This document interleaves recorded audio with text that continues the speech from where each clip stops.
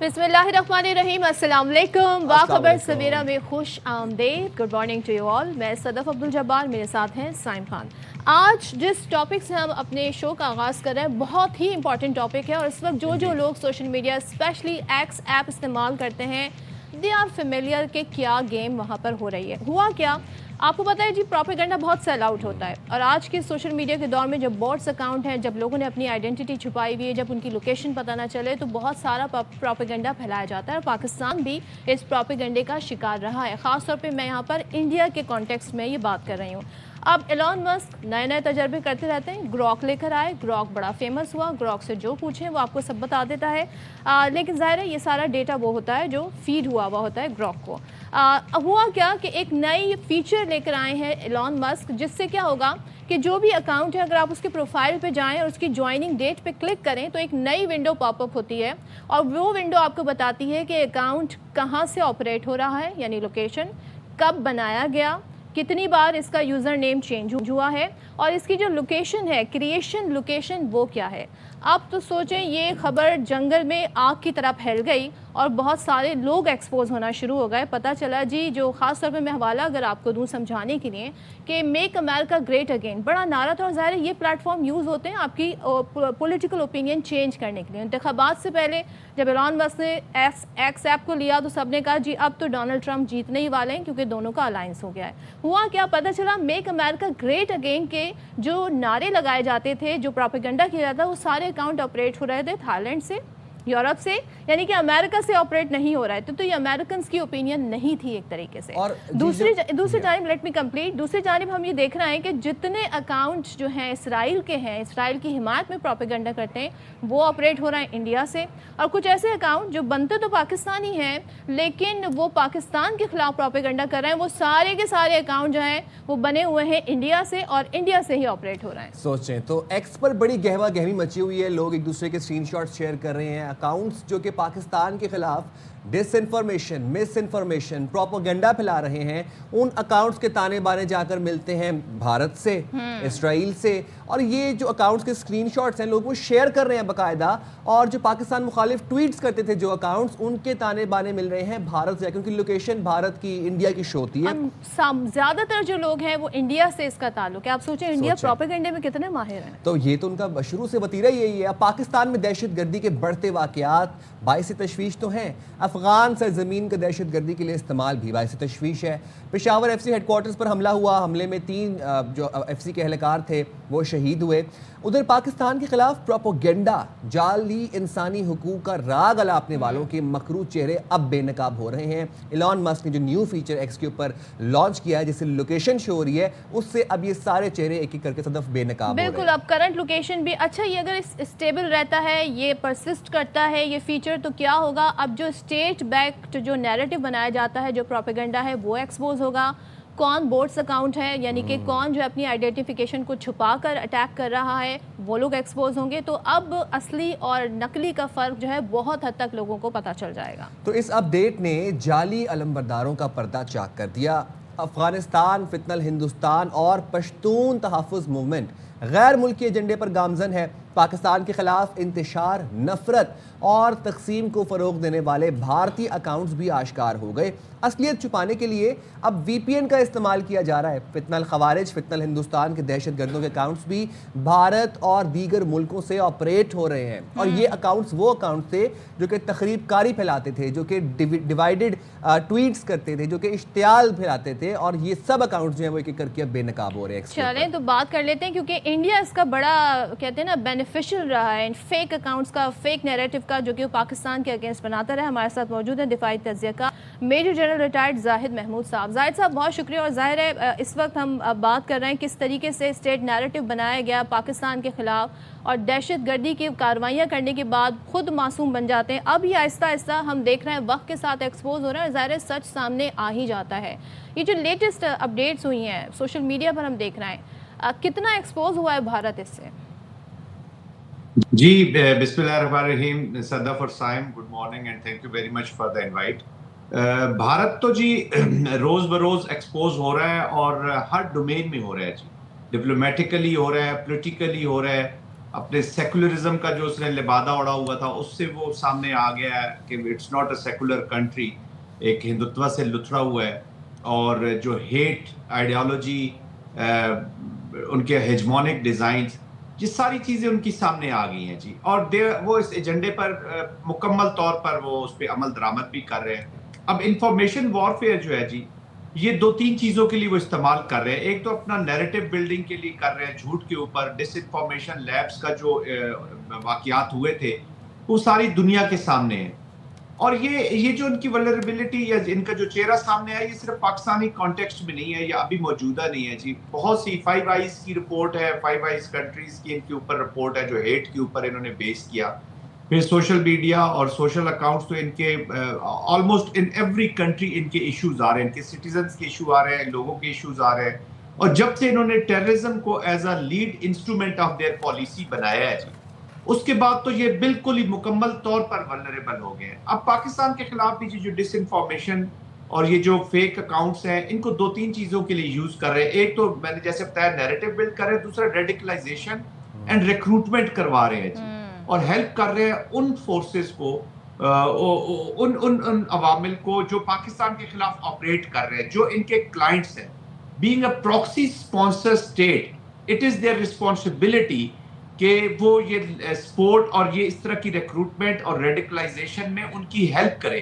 Narratives بھی بہت سارے وہاں سے لکھے جا رہے ہیں، اس لیے میں ہمیشہ مینٹین کرتا ہوں کہ جو پاکستان کے خلاف اپلیکیشن ہو رہی ہے، کیونکہ ہائیبرڈ کی اپلیکیشن ہے، اور انفارمیشن وارفیئر جو ہے وہ ہائیبرڈ کا ایک بڑا امپورٹنٹ پلر ہے جی، جس کے اوپر اپلیکیشن ہوتی ہے، تو اس کے پیچھے ایک سٹرکچرڈ اسٹیٹ کھڑی ہے جس کا نام انڈیا ہے، اور یہ پورے سسٹم کے ساتھ اس کو آپریٹ کر رہے ہیں، اس کو چلا رہے ہیں، اور اب یہ چیزیں سامنے آئی ہیں، تو آئی تھنک پاکستان کو یہ مقدمہ اب جو ہے یہ انٹرنیشنل لیولز پر اس چہرے کو اور دکھانا ہوگا پوری دنیا کو۔ پاکستان میں تو سمجھ آ رہی ہیں لوگوں کو چیزیں، لیکن انٹرنیشنلی وہ لوگ جنہوں نے اوپینین بنائے ہوئے ہیں اباؤٹ بھارت، ان کو اصل بھارت کا چہرہ دکھانے کی ضرورت ہے۔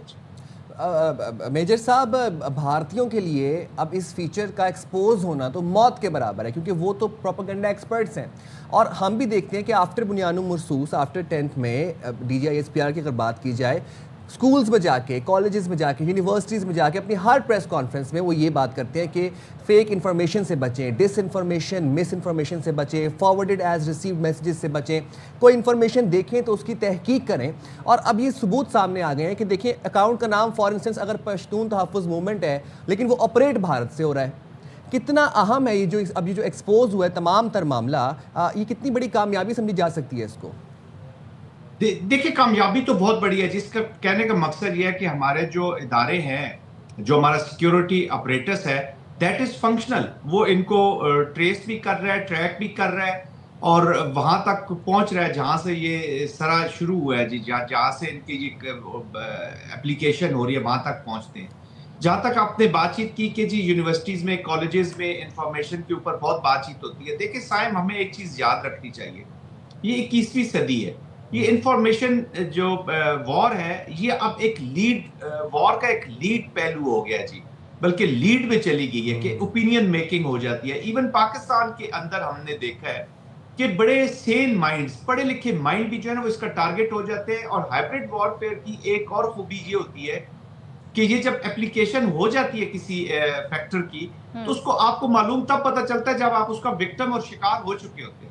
تو نمبر 1 تھنگ جو ہمیں کرنی ہوگی وہ یہ ہوگا کہ ہمیں ایز اے نیشن ایک ہیبٹ ڈیولپ کرنی ہوگی تحقیق کی، انالیسس کی، اور یہی چیزیں ہمیں سلیبس میں بہت ارلی سٹیجز آف ایجوکیشن میں لے کر جانی ہوگی۔ یہ جو سیوکس ہے، سوشل سیکیورٹیز ہے، کلچرل سیکیورٹیز ہے، جو سافٹ اپلیکیشنز ہیں آپ کے نیریٹو کو چینج کرنے کی، آپ کے وارفیئر کو چینج کرنے کی، یہ very early stages of the curriculum ہمیں یہ اسکولوں میں، کالجز میں لے کر جانی ہوگی، اور پیرنٹس کو بھی۔ زاہد صاحب، let's not forget Pahalgam attack ہونے کے بعد جو ایک پوری سیریز چلی تھی اکاؤنٹس کی، باٹس اکاؤنٹ کی، جو بتا رہے تھے جی کہ کیسے پاکستانی اس میں انوالو ہیں، یہ فیچر تو ظاہر ہے اس طرح کے پروپیگنڈے کو دین اینڈ دیئر وہیں پہ ختم کر دے گا. تو یہ بڑے امپورٹنٹ ہم یہاں پہ اس لیے بھی ڈسکشن کر رہے ہیں. ایک چیز میں جاننا چاہ رہی ہوں, چلیں پاکستان کی حد تک تو ہمیں نظر آتا ہے, مجھے لگتا ہے بھارت کی اسٹیٹ پالیسی ہے یا ان کی آئی ٹی جو سیکٹر ہے اس کی پالیسی ہے کہ لوگوں کو انڈکٹ کریں, اور شاید ان کی جاب کریشن یہاں پر بہت زیادہ ہے کیونکہ اسرائیلیوں کے اکاؤنٹ, اسرائیل کے لیے جو حمایت یافتہ پروپیگنڈا کرنا ہے وہ بھی بھارت سے آپریٹ ہو رہا ہے. کیا کیا بھارت سے آپریٹ نہیں ہو رہا ہے. تو آپ سمجھتے ہیں دس از اے مس یوز آف سوشل میڈیا, اور اس کے لیے بھی کچھ رولز اینڈ ریگولیشنز ہونے چاہیے؟ مس یوز تو نہیں, یہ ڈینجرس یوز ہے جی. اور مس یوز تو تب ہو کہ آپ اپنے کوئی اسٹیبلٹی لاتے ہوئے آپ اس کو یا اپنے اکنامکس کے لیے یا اس کو, یہ بیسیکلی انسٹیبلٹی کی طرف لے کر جا رہے ہیں. دیر از اے ڈیزائن بیہائنڈ اٹ. اپنی طرف سے وہ جس طریقے سے یوز کرنا چاہتے ہیں وہ اس کو یوز کر رہے ہیں, تو اس کو as a instrument of policy use کر رہے ہیں جی. آپ نے ایران پہ دیکھ لیا ابھی جو اس طریقے سے انہوں نے راک کے ساتھ, راک اور ان کا گٹ چھوڑ ہوا تھا, ایران کے اندر بھی انہوں نے جو یوتھ ہے اس کے اندر جانے کی کوشش کی ہے. بنگلہ دیش کیوں پھٹا ہے جی, بنگلہ دیش کا یوتھ کیوں پھٹا ہے؟ کیونکہ وہ وکٹم ہو گئے تھے. دے انڈرسٹوڈ کہ جو بھارت کی اسٹیٹ ہے اس نے اسٹریٹجک اٹانومی بنگلہ دیش کی ختم کر دی ہے, تو اس یوتھ نے پھر ریئیکٹ کیا ہے جی, کیونکہ وہ انہیں سمجھ آ گئی تھی کہ ہمیں ٹارگٹ کیا جا رہا تھا. اسی طرح وہ پاکستان کے یوتھ کو, پاکستان کے خاص طور پہ وہ صوبے جو جن میں شورش ہے ان کو صحیح ٹارگٹ کیا گیا جی. اور وہ یہی ڈس انفارمیشن, دیکھیے صدف ایک امپورٹنٹ چیز ہے, دشمن تو یہ حرکتیں کرتا رہے گا جی, بھارت آج بھی کر رہا ہے, کل بھی کرتا رہے گا. امپورٹنٹ تھنگ از کہ how able we are to protect ourselves. وہ that is more important. That is more important. بہت آپ نے صحیح پوائنٹ آؤٹ کیا. تھینک یو سو مچ. زاہد صاحب ہمارے ساتھ تھے. اور دیکھیں جی, سوشل میڈیا جو کچھ آتا ہے وہ سچ نہیں ہوتا. تو جو زاہد صاحب بات کہہ رہے تھے بڑی امپورٹنٹ ہے کہ آپ کو یہ ہیبٹ بنانی ہوگی کہ ویریفائی کریں, ہر انفارمیشن کو ویریفائی کریں. اب تو بہت آسان ہو گیا چیزوں کو ویریفائی کرنا, فیکٹ چیک کرنا. And Sadaf, this is why we are doing this segment today, کہ آپ یہ بات جانیں کہ ہمارا دشمن ہر وقت ہمارے سر پر موجود ہے, اور وہ کسی ایک غلطی, ایک موقع کی تلاش میں ہے. وہ چاہتا ہے ہمارا دشمن کہ ہم آپس میں لڑیں, ہمیں ڈیوائیڈ کیا جائے, ہم ایتھنیسٹیز پر لڑیں, ہم سیکٹس پر لڑیں, ہم ریلیجن پر لڑیں. وہ یہی چاہتے ہیں. اور جتنے اب اکاؤنٹس ایکسپوز ہوئے ہیں, ان سب کا مقصد یہی تھا کہ پاکستانیوں کو آپس میں لڑایا جائے, انتشار پھیلایا جائے, تخریب کاری پھیلائی جائے اور تقسیم کیا جائے. یہ بات آپ نے جانی ہے. اور اگر آپ کو لگتا ہے کہ اس میں کوئی فیکچوئل چیز, آپ جا کے دیکھ سکتے ہیں ایکس کے اوپر. اب مطلب یہ وائرل ہے یہ سب اسکرین شاٹس, اور یہ سب گہما گہمی ایکس کے اوپر پڑی ہوئی ہے, سب اسکرین شاٹس ہیں, لوگ اس بارے میں بات کریں. You can go and fact check over there as well. بالکل.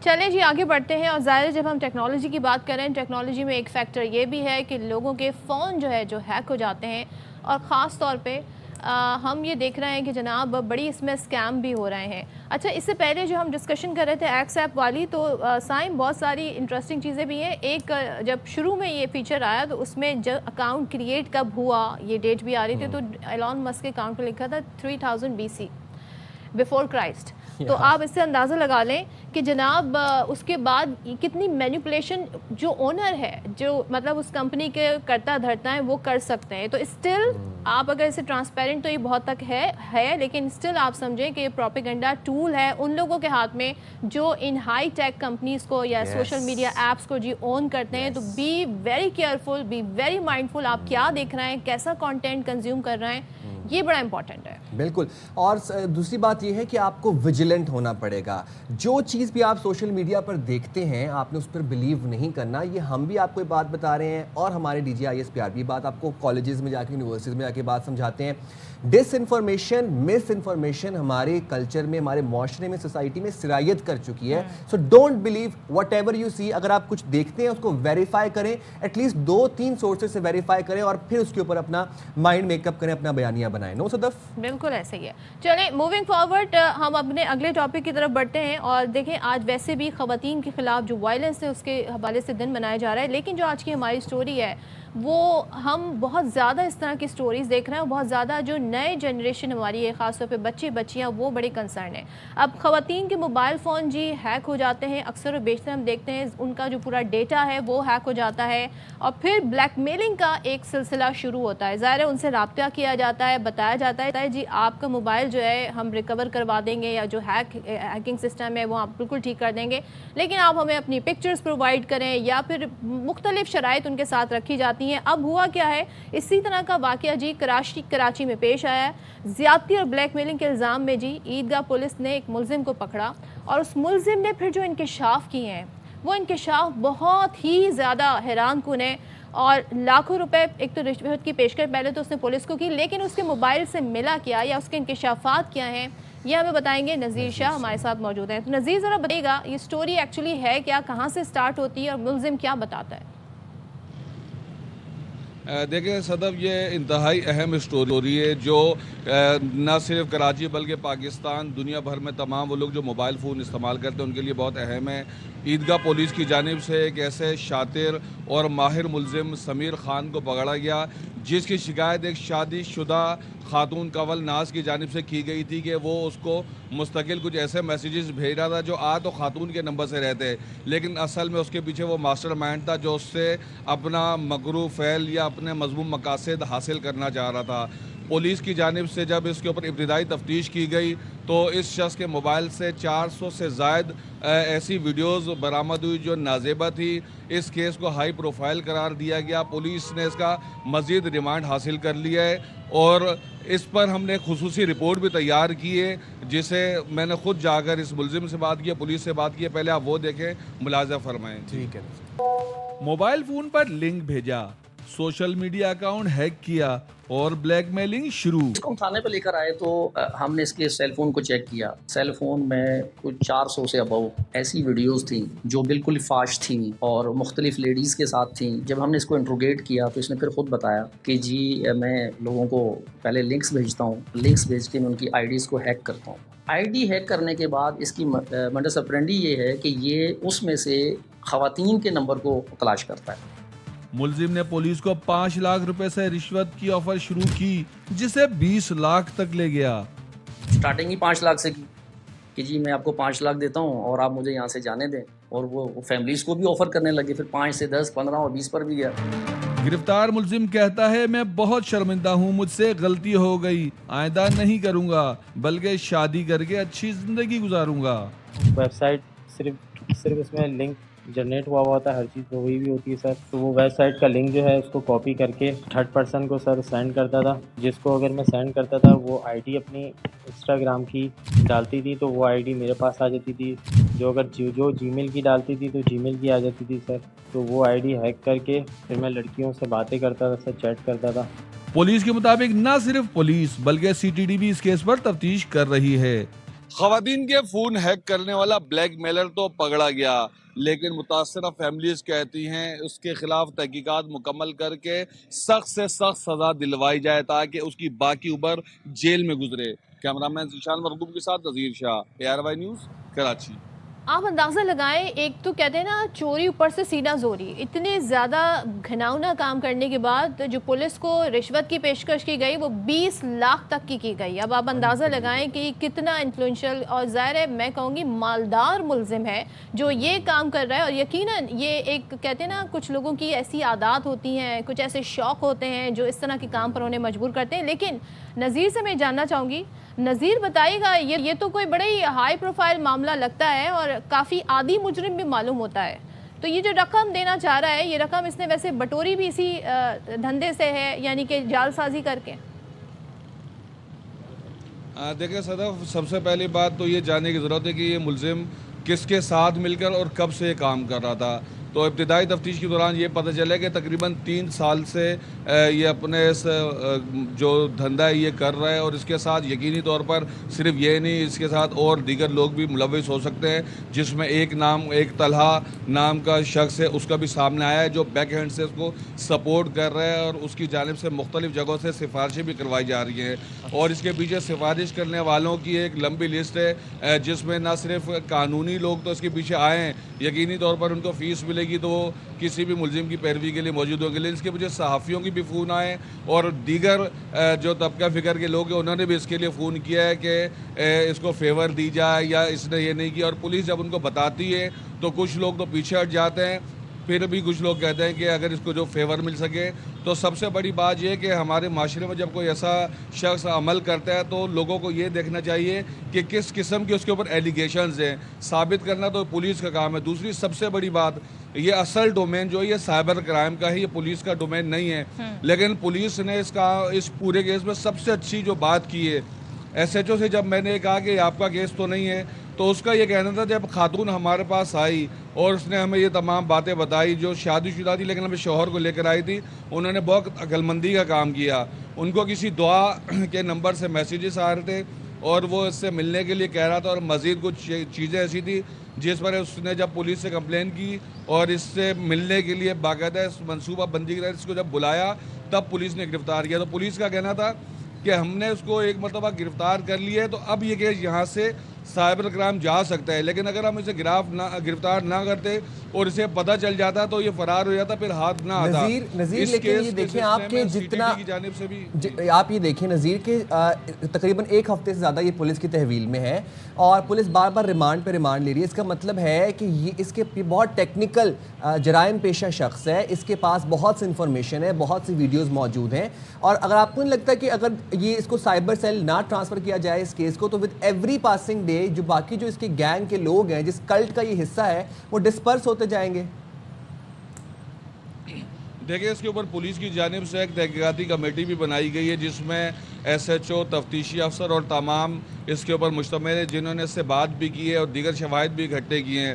پولیس سے ہماری جو اسپیسیفک اس کے موبائل فون, جو 2 موبائل فون ہیں, ہماری اس سلسلے میں جب بات ہوئی, ان کا کہنا ہے کہ ایک موبائل فون اس کا خاصا اہم ہے, لیکن ہم اس کو ہاتھ بھی نہیں لگا رہے. ہم نے صرف جو ابتدائی طور پر دیکھا تھا, ہم اس لیے اس کے اوپر کچھ نہیں کر رہے کہ ہم سے کوئی ایویڈنس ضائع نہیں ہو جائے. پولیس اس پورے معاملے میں بہت احتیاط سے کام لے رہی ہے اور وہ یقینی طور پر اس ملزم کو سزا دلوانا چاہتی ہے. اس کا mobile phone C T D بھی بھیجا گیا تھا, وہاں پر بھی اس سے سوال جواب کیے گئے. اس کے علاوہ گزشتہ روز اس کا سی آر او بھی کیا گیا, جو کسی بھی ملزم جب اس کو گرفتار کیا جاتا ہے تو اس کا ایک مجرمانہ ریکارڈ تیار کیا جاتا ہے, اور یہ بہت ضروری ہوتا ہے کہ کل کو اگر دوبارہ یہ پکڑا جائے تو ماضی کا اس کا ریکارڈ دیکھا جائے گا اس سے پہلے کس جرم میں پکڑا گیا تھا.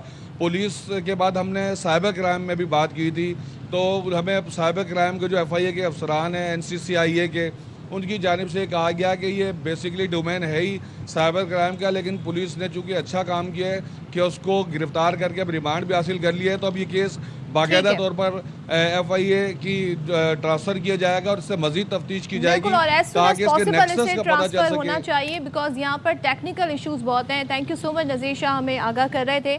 اور جناب ہم یہ جاننا چاہ رہے ہیں کہ کیسے یہ جو لنکس بھیجے جاتے ہیں نا, آپ کو واٹس ایپ میسج کریے, ایس ایم ایس کے ذریعے, پھر وہ لنک جب لوگ آن کرتے ہیں تو ان کا موبائل فون ہیک ہو جاتا ہے اور پھر ان کا موبائل سے ڈیٹا جو ہے وہ چلا جاتا ہے اور پھر ایک بلیک میلنگ کی کہانی, ایک سلسلہ شروع ہوتا ہے. میں تو اس ملزم کے اوپر حیران ہوں, کتنے آرام سے اور معصومیت سے کہہ رہا ہے کہ بس میں نے لنک بس بھیجا تھا, لنک کاپی کر کے میں نے پیسٹ کر دیا. یہ پراپر کوڈنگ ہے اس لنک کے پیچھے. مجھے آپ کی اس بات سے ایک چیز ذہن میں آئی کہ کیا اس طرح کی چیز قانوناً جرم سمجھی جاتی ہے کہ آپ نے کسی کو, وہ کہے گا جی میں نے تو ایک معصوم سا ایس ایم ایس بھیجا اور وہ لنک مجھے نہیں پتا تھا کیا تھا. تو بہت سارے میسیجز ہمیں بھی اس طرح کے آتے ہیں, مخاطب کر کے آتے ہیں, خاص طور پہ جب کوئی سیل کا سیزن آ رہا ہو نا, تو باقاعدہ کیونکہ آپ کا نمبر جو ہے جہاں جہاں سے آپ نے پرچیزنگ کی ہوتی ہے آپ کا نمبر ان کے پاس ہوتا ہے, تو آپ سمجھتے ہیں ہمیں وہ لوگ کانٹیکٹ کر رہے ہیں. لیکن اس ملزم نے یہ بھی بتایا کہ خاص طور پہ خواتین کے نمبر جو ہے وہ کسی بھی طریقے سے حاصل کرتا تھا اور پھر ان سے یہ اس طریقے کی بلیک میل کرتا تھا. اگریڈ. اور انسانی فطرت یہ ہے کہ انسان بڑا کیوریس ہوتا ہے, ٹھیک ہے. اگر آپ کو کوئی لنک آ رہا ہے ہم فوراً اس لنک کے اوپر کلک کرتے ہیں اور لنک کھول لیتے ہیں.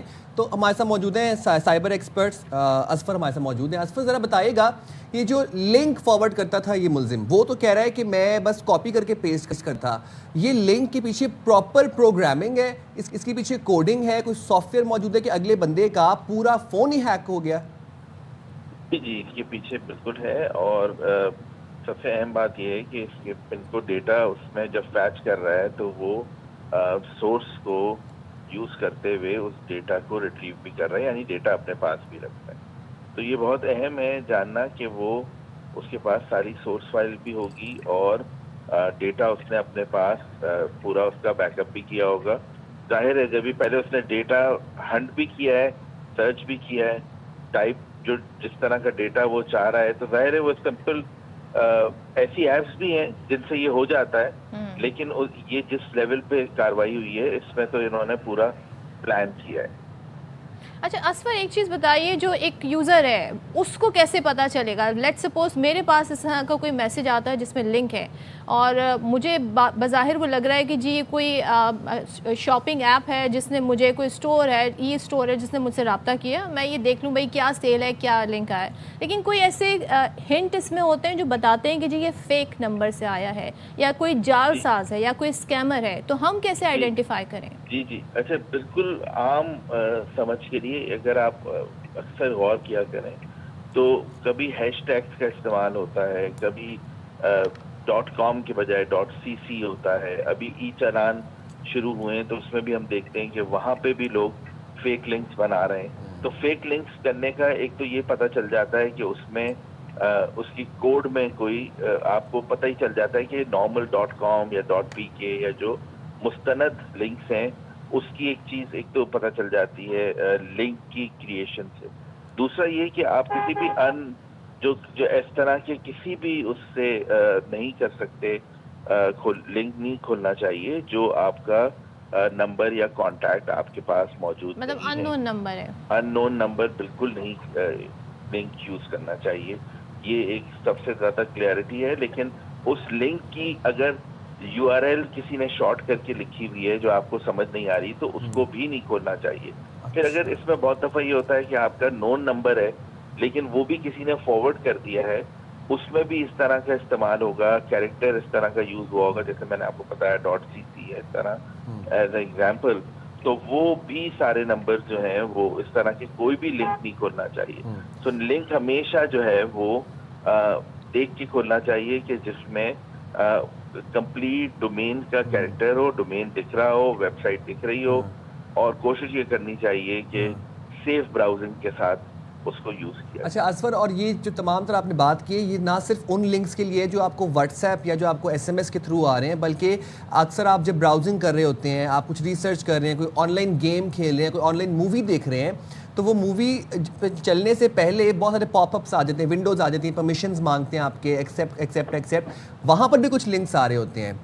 وہ لنکس بھی اتنے ہارمفل ہیں، وہ لنکس میں اندر بھی ایک کیپیسٹی ہے کہ آپ کا فون یا لیپ ٹاپ ہیک کر سکتے ہیں؟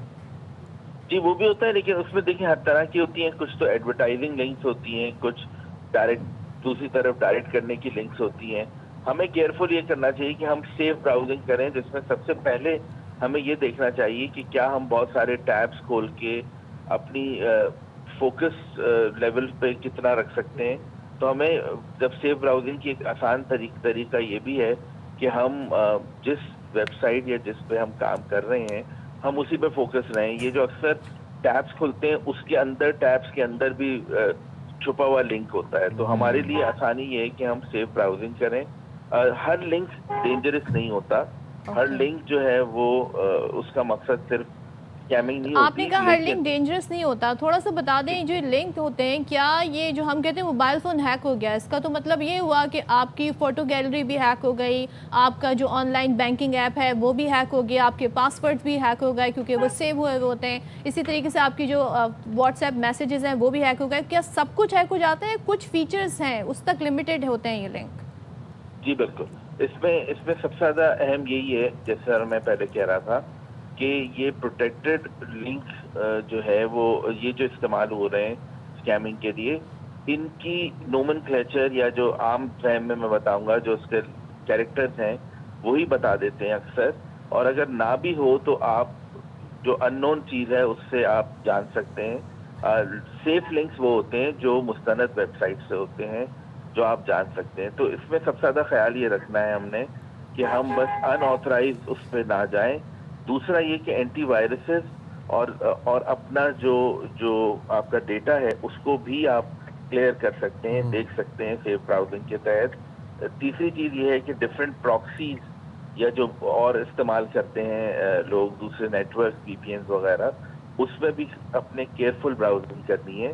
تو لوگوں کو پہلے یہ شعور آنا چاہیے کہ جب وہ کیئرفل براؤزنگ کریں گے، ڈومینز جو ایسے ریسٹرکٹڈ ڈومینز ہیں، اور اکثر حکومت پاکستان بھی گائیڈ کرتی ہے PTA भी गाइड करती है, उसको फॉलो करते हुए यूज सेफ ब्राउजिंग करेंगे तो इवन व्हाट्सएप भी आपका सेफ सेफ रहेगा। ब्राउजिंग इज क्योंकि आप वेरी वहाँ जाओ। Important, rightly said. Thank you very thank you much so much. और देखें जी, हर मैसेज को ओपन करना ज़रूरी नहीं है, हर लिंक को ओपन करना ज़रूरी नहीं है, और ख़ास तौर पर ऐसे नंबर जो अननोन नंबर हैं।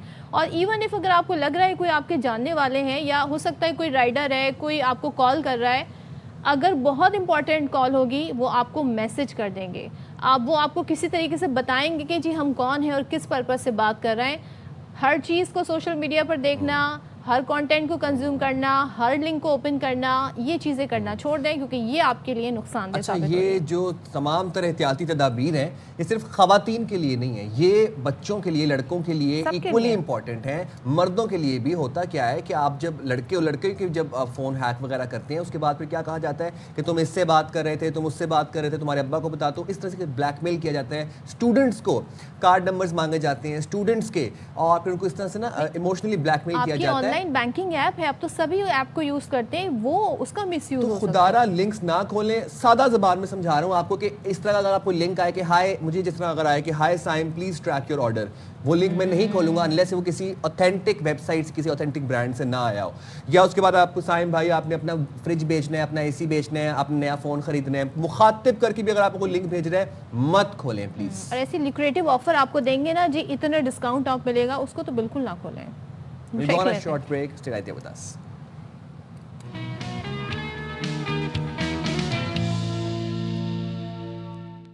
वेलकम बैक जनाब। और अब जरा खेल के मैदान पर नजर डाल लेते हैं। और आजकल खेलों के मैदानों से बहुत अच्छी खबरें आ रही हैं। शाहीन एशिया के चैंपियन बने, फिर उसके बाद कौमी क्रिकेट टीम मुसलसल जीत रही है अल्हम्दुलिल्लाह, माशाल्लाह। नजर ना लगे बस हमारी पाकिस्तानी कौमी क्रिकेट टीम को।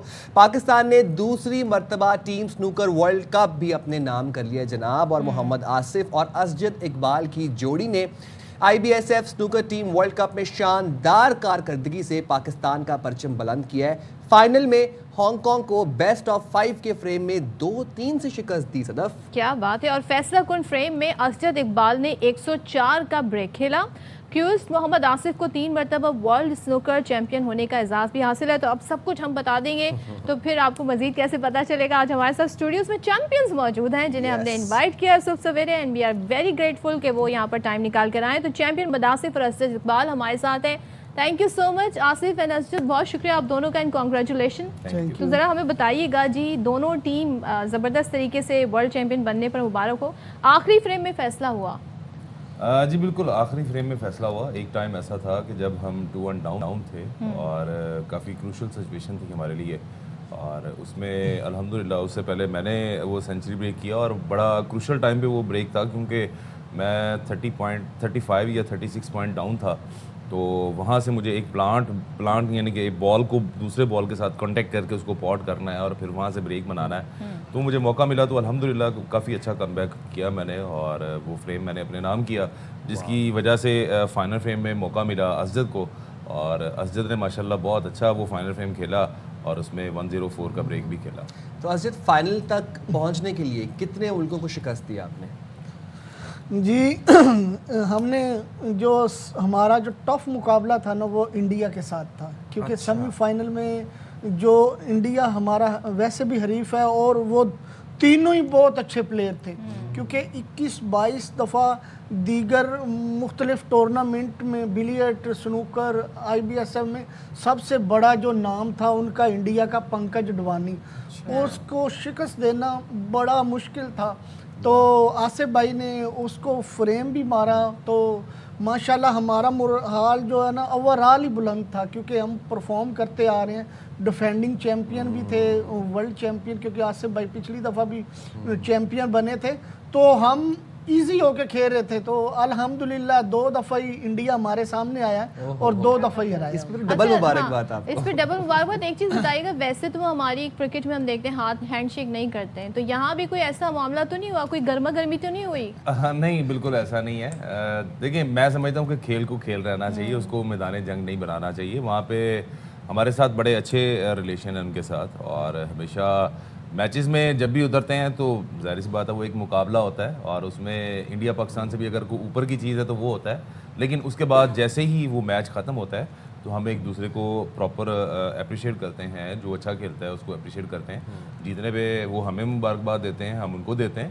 تو یہ ایک گیم ہے, ہم اس کو صرف گیم کے طور پہ دیکھتے ہیں, اور یہی ہونا چاہیے کسی بھی اسپورٹس میں. میں سمجھتا ہوں کہ وہ جو باقی معاملات ہیں وہ الگ سے. اسپرٹ آف دا گیم برقرار رہنی چاہیے. آصف آپ 3 مرتبہ ماشاءاللہ ورلڈ چیمپئن بن چکے ہیں, چوتھی بار کی نوید کب سنا رہے ہیں؟ جی بس یہ ابھی میں گیا ہوا تھا وہاں پہ, چوتھی بار جیتنے کا ہی ڈیفینڈ کر رہا تھا اپنے ٹائٹل کو. لیکن میں سمجھتا ہوں کہ وہ ایک میچ میں کبھی کبھی ہوتا ہے کہ انسان بہت اچھا کھیل کے بھی نہیں جیت پاتا, تو وہ دن نہیں ہوتا آپ کا. اور الحمدللہ کہ میں بہت اچھا کھیل رہا تھا, تھرو آؤٹ ٹورنامنٹ بہت اچھا کھیل رہا تھا, اور گیم بھی بہت اچھا تھا. لیکن کبھی کبھی بال فیور جو ہے وہ نہیں ہو رہا ہوتا. آپ 60 پوائنٹ کی لیڈ پہ ہوتے ہیں, لیکن ایسا فریم ہار جاتا ہے کہ جو آپ نہیں ایکسپیکٹ کر رہے ہوتے کہ اس ٹائم پہ وہ فریم جائے گا, اور کبھی کبھی سچویشن الٹ ہو جاتی ہے. تو بڑا اچھا مقابلہ ہوا, اور میں کوارٹر فائنل جو ہے وہ 4-3 ڈاؤن ہو گیا, اور اگر وہ میں کوارٹر فائنل جیتا تو یہ ٹائٹل بھی اپنے نام کر سکتا تھا. انشاءاللہ آگے کھیلیں گے تو کوشش کریں گے کہ دوبارہ سے یہ ٹائٹل. ہمارے سنوکر جو ہے نا بہت بچپن سے بڑا ذکر ہوتا ہے اس کا, لیکن جب ہم گیم دیکھتے ہیں بڑا کوائٹ خاموش game, time taking, required lots of patience ہمیں لگتا ہے. بچپن میں تو روکا جاتا ہے, ماں باپ کہتے ہیں کیا کرنے گئے, سنوکر کھیلنے, پڑھائی نہیں کرنی ہے. تو یہ آپ کے ساتھ ہوا, یہ جرنی آپ کی کیسے سٹارٹ ہوئی اور پھر یہاں تک الحمدللہ کیسے پہنچے؟ دیکھیں جی, جرنی جو ہے وہ سب کی, کوئی بھی سپورٹس کھیلتا ہے نا بچہ, تو اس کو وہ ویسے سپورٹ نہیں ملتی تھی پہلے. اور اب میں سمجھتا ہوں کہ پیرنٹس جو ہیں وہ اپنے بچوں کو خود لے کے آتے ہیں, سنوکر میں بھی, کرکٹ میں بھی, اور دیگر گیمز میں بھی, یعنی کہ اسپورٹس میں لے کے جاتے ہیں. تو یہ اب کافی اچھی ہیلپ فل یعنی کہ بچوں کے لیے وہ چیز ہو گئی ہے. اور دیکھیں یہ ایک امیج ہے دنیا میں جیسا بھی بنایا جائے, اور سنوکر کے بارے میں تھوڑا سا بیڈ امیج کافی ٹائم چلا, لیکن الحمدللہ کہ میں نے پچھلے 16 سال سے میں انٹرنیشنل چیمپئن شپ کھیل رہا ہوں, اور اس میں پاکستان کے لیے میں نے بہت سارے میڈل جیتے. اور اس چیز کا میں ہمیشہ ذکر بھی کرتا ہوں آپ کے میڈیا کے توسط سے بھی, اور ویسے بھی یعنی کہ بات ہوتی ہے تو اس میں لوگوں کو تھوڑا سا اویئر کرتے ہیں اس چیز کے بارے میں. تو الحمدللہ کہ یہ بہت اچھا, اب پہلے سے بہت اچھا ہو گیا ہے. اب تو پیرنٹس جو ہے وہ خود اپنے بچوں کو لے کے آتے ہیں, کوچنگ بھی دلواتے ہیں, وہاں پہ ان کے ساتھ آ کے وہاں بیٹھتے ہیں اور اس ماحول کو انجوائے بھی کرتے ہیں.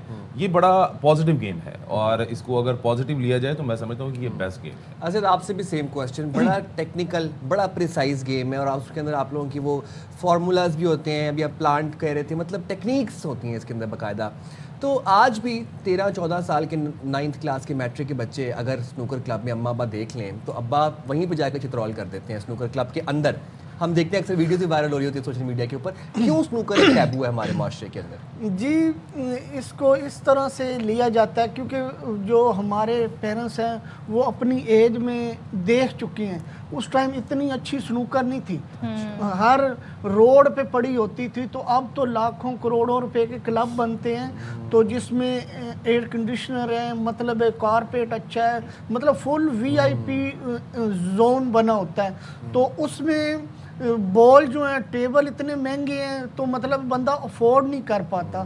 تو ہمارا جو گیم ہے یہ سب سے مشکل ترین بھی گیم ہے اور مہنگا بھی گیم ہے. پاکستان میں مطلب اس کو نیچے والے لوگ جو ہیں وہ کھیل نہیں پاتے, ایکسیسیبل نہیں ہے. جی تو اس سے ہم بھی کلبوں کے جو مالکان ہیں ان کی سپورٹ کی وجہ سے ہم لوگ یہاں پہ آ کے کھیل رہے ہیں, پاکستان کو ریپرزینٹ کر رہے ہیں اور پاکستان کا نام پوری دنیا میں روشن کر رہے ہیں. کیا بات ہے. اچھا میں یہ جاننا چاہوں گی کیونکہ ماسز تک اس کی ایکسیس ہو, بچپن میں تو جو کھیلا جیسے انہوں نے بتایا, اب یہ ذرا کافی مہنگا بھی شوق بن گیا ہے. کیا میسیج دینا چاہیں گے جو اس طرف آنا چاہتے ہیں؟ کتنا اسکوپ ہے؟ کیونکہ ہماری آدھی جو یوتھ ہے وہ تو جانا چاہتی ہے کرکٹ میں, اگر فٹ بال ہے نہیں, ورنہ تو پوری یوتھ جو ہے وہ فٹ بال میں جانا چاہتی ہے. تو کیا کریں کہ وہ ڈفرینٹ گیمز کی طرف آئیں, اسپیشلی سنوکر کی طرف بھی آئیں؟ اسکوپ کتنا ہے؟ دیکھیں اسکوپ تو ہر جگہ پہ ہے, اور میں سمجھتا ہوں یہ ایک بہترین ایکٹیویٹی ہوتی ہے کسی بھی اسپورٹس میں بچے کو اسپورٹس کی طرف لے کے آنا. اور اس میں جہاں تک میں اپنی بات کروں تو مجھے لگتا ہے ایسا ہے کہ یہ گورنمنٹ کا کام ہے کہ ان کو وہ ساری سہولتیں میسر کرنی چاہیے جو بچوں کو ضرورت ہے جس چیز کی. ہمارے پاس اکیڈمی نہیں ہے, سب سے بڑی چیز. اب پاکستان میں ہم نے ماشاءاللہ اتنے میڈل جیتے, اور اس کے باوجود بھی ہمیں آج تک اکیڈمی نہیں بنا کے دی گئی. ہمارے پاس کوچز نہیں ہیں, ہمارے پاس چیزیں نہیں ہیں, وہ انفراسٹرکچر نہیں ہے. کیونکہ یہ ماحول جو ہے ہمیں اس طرح کا میں سمجھتا ہوں کہ یہ بچوں میں ایک کھیل کی طرف راغب کرنے کے لیے جو چیزیں چاہیے ہوتی ہیں وہ ہمارے پاس نہیں ہیں, اور یہ اچھی کوشش کرنی پڑے گی ہم سب کو مل کے کہ بچے جو ہیں وہ اسپورٹس کی طرف آ سکیں. اور دیکھیں گراس روٹ لیول سے یہ کام کرنا پڑے گا, اسکولوں میں, کالجز میں ٹیمیں بنانی پڑیں گی. جی ٹیمیں بنانی پڑیں گی, بچوں کو سکھانا پڑے گا کہ اسپورٹس جو ہے وہ آپ کی زندگی میں کتنی ضروری چیز ہے, کتنی امپورٹنٹ ہے. تو اس کو اس چیز کے بارے میں اویئر کرنا پڑے گا تاکہ ہمارے بچے جو ہیں اور آنے والے ٹائم پہ ہم بہت سارے چیمپئنز جو ہیں وہ پروڈیوس کر سکیں. بالکل. بس لاسٹلی اسد آپ سے جاننا چاہوں گا, انسانی فطرت ہے, انسان ریوارڈ سے بڑا موٹیویٹ ہوتا ہے, تو ویسے یہ جو مقابلے ہوتے ہیں اسنوکر کی چیمپئن شپس ہوتی ہیں, ان میں ریوارڈ ورلڈ لیول کے جو ہوتے ہیں, ان میں ریوارڈ یا انعامی رقم کتنی ہوتی ہے؟ یہ بڑا اچھا سوال کیا کیونکہ لوگ ہم سے یہ سوال کرتے ہیں کہ جی آپ ورلڈ جیت کے آئے ہیں, ایشیا جیت کے آئے ہیں, آپ کو کتنے پیسے ملے ہیں؟ تو میں سمجھتا ہوں کہ جب آصف بھائی فرسٹ ٹائم جیتے تھے نا تو $3000 انعام تھا. تو آپ خود اندازہ لگا لیں, ہم نے جیت کے آنا ہوتا ہے, پاکستان کو ریپرزینٹ کر کے ہم لوگ جیت کے آتے ہیں. ہمارے ہاں اتنا انعام نہیں ہوتا جس طرح کرکٹ میں ہوتا ہے, فٹ بال میں ہوتا ہے. ہم نے جیت کے آنا ہوتا ہے اور ہماری گورنمنٹ نے ہمیں سپورٹ کرنا ہوتا ہے. گورنمنٹ کی جو پالیسی ہوتی ہے ہمارے, کیونکہ ہم نے اپنے ملک کا نام روشن کیا. جب ہم نے اپنے ملک کا نام روشن کر کے پوری دنیا میں جھنڈا بلند کرنا ہے, جب واپس آنا ہے, جو گورنمنٹ کی پالیسی ہوتی ہے انہوں نے ہمیں انعام دینا ہوتا ہے. تو یہ گورنمنٹ کا ہی کام ہے. ہم تو بس وہ ہماری پرائم منسٹر صاحبہ اور وہ وزیر اعلیٰ پنجاب مریم صاحبہ اور منسٹر صاحب, ان کا یوتھ پروگرام یہی ہے اسپورٹس کا, انہوں نے شروع کیا ہوا. تو اس کے حساب سے تو ہم جیت کے آئے ہیں. اب ہم گورنمنٹ کی طرف سے دیکھتے ہیں کہ ہماری کیا حوصلہ افزائی ہے. انشاءاللہ اس میں یہ ہوتا ہے کہ جب ہم جیت کے آتے ہیں وہاں سے, تو وہاں پہ وہ جو پرائز منی ہے وہ اتنی بہت زیادہ نہیں ہوتی کہ جو پلیئر کو چاہیے ہوتی ہے. سب سے مین کردار یہی ہوتا ہے کہ پاکستان کے لیے جیتیں, اور جب گورنمنٹ اس کو سپورٹ کرے گی تو اس سے یہ ہوتا ہے کہ پلیئر کو وہاں سے کچھ نہیں ملتا, تو یہاں سے اگر اس کو وہ موٹیویشن نہیں ملتی تو وہ پھر پلیئر کو تھوڑا سا ڈسٹرب کرتی ہیں چیزیں. اور میں گورنمنٹ سے یہی ریکویسٹ بھی کروں گا کہ جب بھی پلیئر پرفارم کر کے آتے ہیں, جو گورنمنٹ کی پالیسی ہے اس پہ عمل درآمد کرتے ہوئے ان کا جو ریوارڈ بنتا ہے ان کو ریکگنیشن ضرور ملنی چاہیے, تاکہ باقی لوگ بھی جو انسپریشن حاصل کر رہے ہیں انہیں بھی لگے کہ کیا اس کو. Thank you so much Asif, thank you so much. اور یہ ہمارے چیمپئنز ہیں, انہوں نے پاکستان کا نام روشن کیا, اور ہمارے یہاں کھیلوں میں ہم دیکھ رہے ہیں صرف کرکٹ ہی نہیں, دیگر کھیلوں میں بھی. ارشد ندیم کی ریسنٹلی ہم نے دیکھا اسلامک یکجہتی جو گیم تھے اس میں بھی انہوں نے زبردست واپس آئے ہیں, تو بڑا ان کا پرتپاک استقبال کیا گیا ارشد ندیم کا اور یاسر کا بھی. بالکل. چلیں جی یہاں پر لیتے ہیں بریک, اور بریک کے بعد جلدی سے واپس آتے ہیں.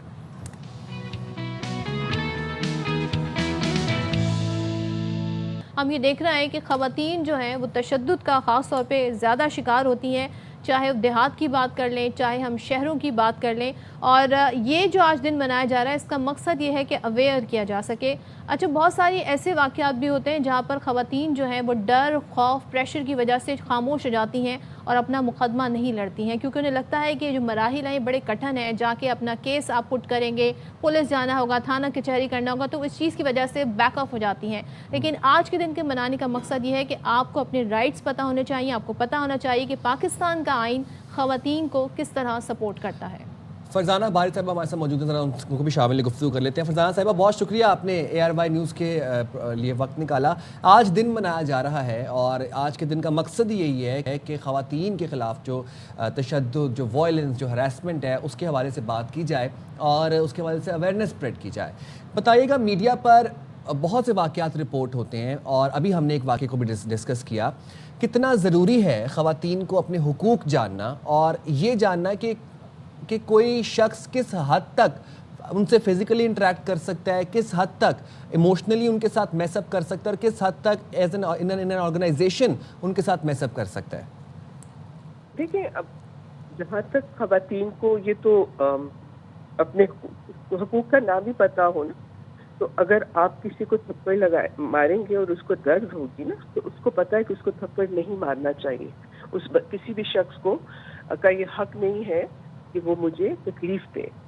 تو یہ کیسے تشدد ایک ایسی چیز ہے کہ خواتین کو اپنے لاز کے بارے میں جو لاز ہم نے بنائے ہیں اس تک آگاہی نہیں ہوتی، لیکن اگر ہو بھی تو آپ یہ دیکھیں کہ ہمارے ہاں مختلف قسم کے جو تشدد ہیں، اور خاص طور پہ گھریلو تشدد وغیرہ کی جو شکلیں ہیں، یا ایون جو ریپ ہوتے ہیں، اس کے اتنی زیادہ امپلیکیشنز عورتوں کے اوپر خود ہوتی ہیں، کیونکہ وکٹم بلیمنگ ہمارے کلچر کا بہت بڑا حصہ ہے کہ عورتوں کو ہی بلیم کیا جاتا ہے. جیسے ہم ابھی بھی اور اس طرح کے سوال بھی، مثال کے طور پہ ابھی یہ جو کیس آپ کر رہے تھے کہ اس کے پیچھے حقائق کیا ہے، میرا خیال ہے حقائق میں کسی کو دلچسپی ہونی ہی نہیں چاہیے کہ اس کے پیچھے وجہ کیا تھی، کیونکہ وجہ میٹر ہی نہیں کرتی ہے، وجہ کچھ بھی ہو، لیکن اس میں کسی بھی شخص کا یہ حق نہیں ہے کہ جس طرح سے وہ اس عورت کو ہیوملیٹ کر رہا ہے، اس کو مطلب اس کو بعض اس کے جس طرح سے وہ کاٹ رہا ہے، یہ وہ چیز ہے کہ میں سمجھتی ہوں کہ ایز اے معاشرہ ایک جرم ہے، قانونی طور پہ یہ جرم ہے کسی پر تشدد کرنا، اور ظاہر ملزمان پکڑے بھی گئے. فرزانہ بھائی صاحبہ، میں اوور آل آپ سے ایک بات جاننا چاہ رہی ہوں. ہم نے بہت لیجسلیشن کی ہے، we are overly legislative country, بہت اچھے قوانین بنائے، مسئلہ یہ ہوتا ہے کہ امپلیمنٹیشن نہیں ہوتا.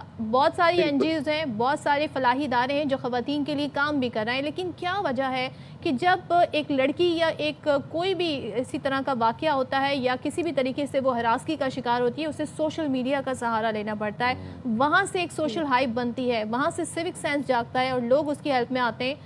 کیوں خواتین اپنے آپ کو سیکیور محسوس نہیں کرتی کہ وہ اس سوشل میڈیا پلیٹ فارم سے پہلے ہی انہیں اندازہ ہو کہ میں اس جگہ جاؤں گی تو مجھے انصاف مل جائے گا، میں اس جگہ جاؤں گی تو میری بات سنی جائے گی؟ اسے کیوں سہارا لینا پڑتا ہے سوشل میڈیا یوزرز کا اپنی بات کو آگے بڑھانے کے لیے؟ دیکھیں نارملی تو انصاف ملتا ہی نہیں ہے. آپ یہ دیکھیں کہ جو تشدد کے واقعات ہیں، خاص طور پہ جو صنفی تشدد ہے، اس کے اندر جو کنوکشن ریٹ ہے وہ ابھی بھی 0.5% ہے. پنجاب کلیم کرتا ہے کہ 5% ہے، لیکن اول تو یہ ہے کہ پراپر ہمارے پاس اسٹیٹسٹکس نہیں ہے. لیکن ایک تو یہ ہے کہ اول تو یہ کیسز رپورٹ ہی بہت کم ہوتے ہیں، جس طرح میں نے کہا کہ خواتین کو یہ ایک سماجی دباؤ ہے جس کی وجہ سے وہ رپورٹ نہیں کرتی ہیں، وکٹم بلیمنگ کا خوف ہوتا. یہ بھی ہے کہ انصاف تو ملے گا نہیں، لوگوں کو مطلب کانفیڈنس نہیں ہے، اعتماد نہیں ہے. یہ ہے کہ جو خواتین جو ہیں، میں خود ابھی آج کل ایک کیس دیکھ رہی ہوں جس میں وہ خاتون ڈاکٹر ہے، اس کا ریپ ہوا ہے، اسلام آباد میں ہوا ہے. وہ پچھلے 2 سالوں سے دھکے کھا رہی ہے اور ابھی وہ کہتی ہے کہ میں خودکشی کر لوں گی، کیونکہ جتنا وہ ایک طرف سے تو یہ کہ حالانکہ اس کی فیملی اس کا ساتھ دے رہی ہے، مگر وہ جو آدمی ہے وہ اتنا انفلوئنشل ہے، اس نے اتنے بڑے بڑے لائرز رکھے ہوئے ہیں، اور آپ کو پتہ ہے کہ وہ تو اب ججز کو بھی خرید لیتے ہیں، لائرز جو ہیں. پھر یہ کہ اس کی میڈیکل رپورٹ چینج ہو گئی ہے، پولیس اس کا ساتھ نہیں دے رہی، مطلب پولیس نے اس کے جو ڈاکٹر ہے اس نے رپورٹ چینج کیا، وہ عورت پاگل ہوئی ہے. تو کہنے کا مقصد یہ ہے کہ جو ہمت کر بھی لیتی ہیں ان کو یہ سسٹم اتنا خوار کرتا ہے کہ وہ راستے میں عورتیں جو ہیں وہ یہی میں آپ سے جاننا چاہ رہا ہوں کہ کوئی بھی ایسی لڑکی، بچی، عورت اگر وہ ہراسگی فیس کر رہی ہے، تشدد کا سامنا کی، کچھ بھی اینی کیس، کوئی ایسا کوئک ہیلپ لائن جہاں پر اس کو فوری رسپانس ملے، لیگل اسسٹنس ملے، اس کی بات کی سنوائی ہو اور فوری کوئک رسپانس ملے، چاہے وہ کوئی این جی او ہو، چاہے وہ کوئی حکومتی ادارہ ہو؟ دیکھیں ویسے تو ہاٹ لائنز وغیرہ بنی ہوئی ہیں، کیونکہ وہ اتنی نہیں ہے یہاں، یہ کوئی عورتیں کوئی چھوٹا سا گروپ نہیں ہے. پاکستان میں 12 کروڑ کی آبادی ہے خواتین کی، اور ہر تیسرا آپ کا گورنمنٹ خود کہتی ہے کہ ہر تیسری عورت تشدد کا شکار ہے، گھریلو تشدد کا یا کسی بھی حوالے سے، وہ ایموشنل یا سائیکولوجیکل اور فزیکل جو ہے جسمانی تشدد کا شکار ہے. یہ گورنمنٹ کی اپنا جو آپ کا یہ ڈیموگرافک ہاؤس ہولڈ سروے وہ کہہ رہا ہے، اور اس کی تعداد اس سے کہیں زیادہ ہے. مگر اکا دکا اگر آپ نے جو ہاٹ لائنز بنائی بھی ہوئی ہیں، اس میں بھی آپ اگر خود اس کو کسی وقت کال کر کے دیکھ لیں اور اس میں رسپانس کا جو افیکٹونیس ہے وہ نہ ہونے کے برابر ہے. ایسا نہیں ہے سسٹم. دیکھیں ہمارے ہاں آج بھی اگر آپ شیلٹرز کی تعداد دیکھیں, کہنے کو وہ کہتے ہیں جی ہم نے ہر ڈسٹرکٹ میں ہم بنائیں گے, جب یہ ڈومیسٹک وائلنس کے بل پاس ہوئے کہ ہر ڈسٹرکٹ میں جو ہے وہ شیلٹر ہومز ہوں گے, ون اسٹاپ بالکل. اور آپ جیسے لوگ ظاہر ہے اس حوالے اس چیز کو مزید مؤثر بھی بنا سکتے ہیں, جو کہ کیا بھی جا رہا ہے. تھینک یو سو مچ. فرزانہ باری صاحبہ ہمارے ساتھ تھیں. اور دیکھیں جی, اب تو نیا جو قانون قومی اسمبلی میں آیا خواتین کے حقوق سے متعلق, اس میں شرمیلا فاروقی اس بل کو لے کر آئیں جو یہ بھی بتاتا ہے کہ تشدد جو ہے وہ سائیکولوجیکل بھی ہوتا ہے, فزیکل بھی ہوتا ہے, سیکشول بھی ہوتا ہے, فائنینشیل بھی ہوتا ہے, ایموشنل بھی ہوتا ہے. تو ہمیں ہر چیز کو بڑے اچھے سے کیٹیگرائز کرنا ہوگا, اور ہمیں یہ بھی آسان بنانا ہوگا کہ جب عدالت میں کیس جائے تو جو ایویڈنس بیسڈ جو پھر ڈیسیجنز آتے ہیں تو اس میں بھی مزید ہمیں کام کرنے کی ضرورت ہے. اور ایک اور صدف چیز ہے کہ ہمیں اپنا تھاٹ پروسیس, ہمیں اپنے مائنڈ سیٹ کو, اپنے روایات کو چینج کرنے کی ضرورت ہے. ہم اس معاشرے میں رہ رہے ہیں جہاں پر آج بھی میریٹل ریپس رپورٹ ہوتے ہیں, جہاں پر سسرال میں تشدد کیا جاتا ہے بچیوں کے اوپر, لڑکیوں کے اوپر. تو یہ جو بات ہے نا, جو ہم اپنی بہن بیٹیوں کو, بچیوں کو بتاتے ہیں کہ تم سسرال جا رہی ہو تو وہاں سے تمہاری ڈولی, تو تمہاری لاش اٹھے گی, اس کے علاوہ تم واپس نہ آنا. تو یہ جو مائنڈ سیٹ ہے, یہ جو تھاٹ پروسیس ہے, اس کو بھی ترک کرنے کی ضرورت ہے. یہ فلمی ڈائلاگ تھا جسے لوگوں نے اپنا لیا, بہت پرانی بات ہے, آؤٹ ڈیٹڈ ہے, بس کچھ نہیں. چلیں جی آگے بڑھتے ہیں اور ذرا کچھ آپ کو بتاتے ہیں کیا کچھ ہو رہا ہے. تو جامعہ کراچی کے حوالے سے بتا دیتے ہیں, یہاں پر international centre for chemical and biological sciences جیسے اہم ریسرچ سینٹر کو الگ کرنے کی تیاریاں جاری ہیں. اب اس کے پیچھے مزید کیا کانٹیکسٹ ہے وہ ہم آپ کو یہ بتاتے ہیں. ذرا یہ بتاتے ہیں کہ اسمبلی میں اس حوالے سے ایک بل بھی جلد پیش کیے جانے کا امکان ہے. اب جب بل منظور ہو جائے گا تو نہ صرف یہ اہم ادارہ بلکہ ہم کہیں اگر کہ کم ہوگا, بلکہ کراچی یونیورسٹی کا رقبہ بھی کم ہو جائے گا. اس سے پہلے 1994 میں آئی بی اے کو جامعہ کراچی سے الگ کیا گیا تھا. International centre for chemical and biological sciences Jamia Karachi کا ممتاز تحقیقی ادارہ ہے, اور اسلامی ترقیاتی بینک سے سائنس اینڈ ٹیکنالوجی میں بہترین ادارے کا اعزاز بھی اسے 2 مرتبہ مل چکا ہے. اب ادارے سے 700 ایم فل اور پی ایچ ڈی طلبہ فارغ التحصیل ہیں, اور اس وقت بھی یہاں 550 طلبہ ریسرچ کر رہے ہیں, جن میں 400 کے قریب طلبہ پی ایچ ڈی کر, اور یہ ادارہ طلبہ کے لیے اسکالرشپ بھی دیتا ہے. اب اس میں یہ سوال ہے کہ بھائی کہ اس سے فائدہ کس کو ہونے جا رہا ہے اور نقصان کیا ہونے جا رہا ہے. ڈاکٹر سید شاہ حسن, اسسٹنٹ پروفیسر انٹرنیشنل سینٹر اور کیمیکل اینڈ بایولوجیکل سائنسز ہمارے ساتھ موجود ہیں. سب سے پہلے تو آپ کا شکریہ, آپ نے ایوان نیوز کے لیے وقت نکالا. سب سے پہلے تو یہ بتائے گا کہ international centre for chemical and biological sciences کے بارے میں ہمیں ذرا اپڈیٹ کیجیے گا, اور بتائیے گا کہ اب یہ جو ہونے جا رہا ہے بل, اس سے فائدہ کس کو ہے اور نقصان کس کو ہے. جی السلام علیکم. سب سے پہلے تو دیکھیں یہ ادارہ اگر آپ تاریخی اعتبار سے دیکھیں تو شہید ذوالفقار علی بھٹو کے دور حکومت میں جو توئی صاحب نے اس کا افتتاح کیا تھا, اور یونیورسٹی کا قیام تو پہلے سے ہی تھا, لیکن اس طرح کے اداروں کا قیام سائنسی تعلیم اور تحقیق کو آگے بڑھانے کا مین مقصد تھا. تو اس کا سب سے بڑا یہ فائدہ ہوتا ہے کہ طلباء اور جو فیکلٹی باہر سے آتے ہیں, یہاں سے جاتے ہیں, ان کو موقع مل جاتا ہے. اس سے یونیورسٹی کی رینکنگ پہ بہت اثر پڑتا ہے. سول نیشنل انٹرنیشنل ایوارڈز جو جتنے ہوتے ہیں اس میں کراچی یونیورسٹی کا ایک یعنی بڑا نام ہوتا ہے.